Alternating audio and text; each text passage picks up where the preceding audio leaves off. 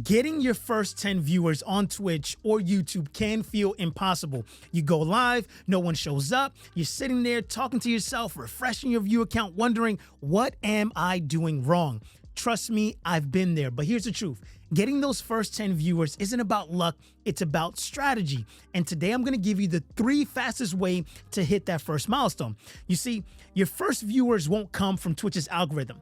They'll come from relationships. So you want to join small Discord communities where people actually talk. And I'm not talking about those Discord servers where it's just about spamming.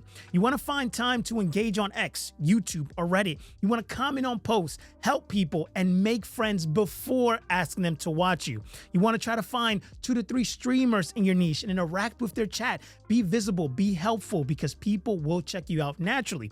And here's kind of the pro tip. Don't just drop your link, give value first, because nobody's gonna click on a stream just because you're playing a game. They click because there's a reason to watch. So instead of saying, oh, I'm live now playing Warzone, say, can I win with only a pistol? I have 1 hour to beat this game, let's go. Make your stream title intriguing. Ask yourself, would I click this if somebody posted it? And here's the pro tip. Plan your content before you go live and you won't have to really worry about this. You see, because going live shouldn't be a surprise.